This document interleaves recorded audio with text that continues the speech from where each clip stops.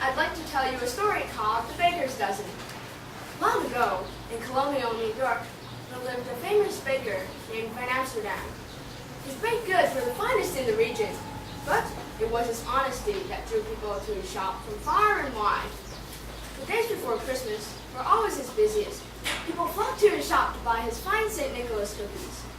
Made of gingerbread, iced in red and white, they looked just like St. Nicholas himself.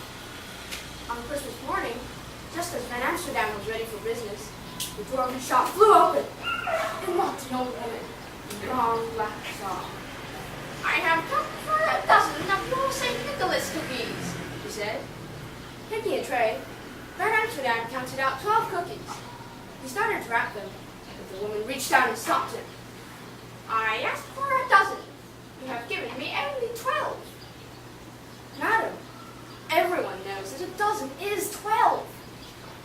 "But I say a dozen is 13. Give me one more."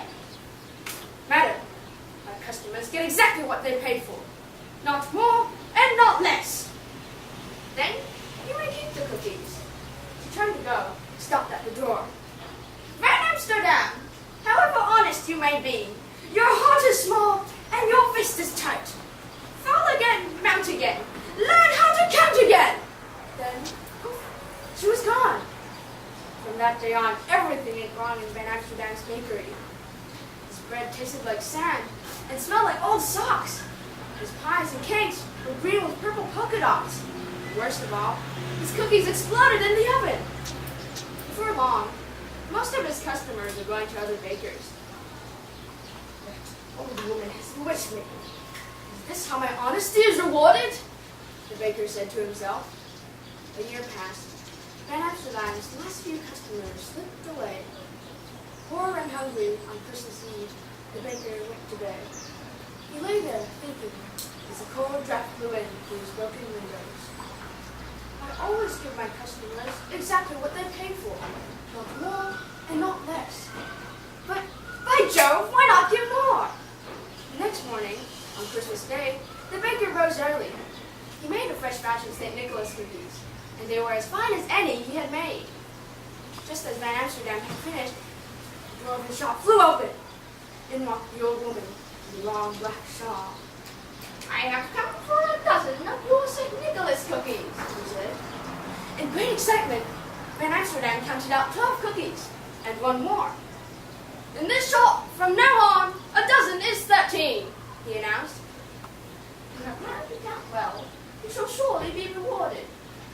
She paid for the cookies and started out, but as the door swung shut, Van Amsterdam's eyes seemed to play a trick on him. He thought he glimpsed the tail end of a long red cape. And, as the woman foretold, Van Amsterdam was rewarded. When people heard that he counted 13 as a dozen, he had more customers than ever. In fact, Van Amsterdam grew so wealthy that the other bakers in town began doing the same. The practice soon spread to other towns, and at last through all the American colonies. And this, they say, is how a baker's dozen became 13. Thank you for your attention. I'd like to share how a story of a bear attack led me to appreciate the beauty of a special morning. One brisk Montreal morning, a lone runner was jogging in the woods. He was wearing earphones, happily humming while jogging down a small path in the dense forest. Then he met a bear. The runner was found a few days later, buried beneath the sea. Strangely, the bear had not taken a single bite of him. After I heard this story, I was horrified and fascinated. Why didn't the bear eat the apple? Why did the bear bury him? This story had surely sparked my interest in bears. Not long after I heard this story, our family went to the land of bears, Canada. We stayed in a hotel near Lake Louise in Alberta, where the alpine sunrises are famous. With dry, sleepy eyes, I awoke at 5 o'clock the following morning to go on a hike in the mountains high above the lake. My parents were there to see the stunning views of the Canadian Rocky Mountains. But my sister Jodo and I were on a mission. We were there to look for bears. As we hiked up the mountain, my sister tugged at my sleeve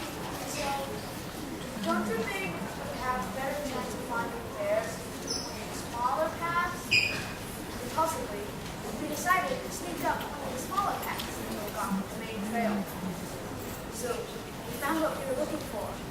Bear pollens.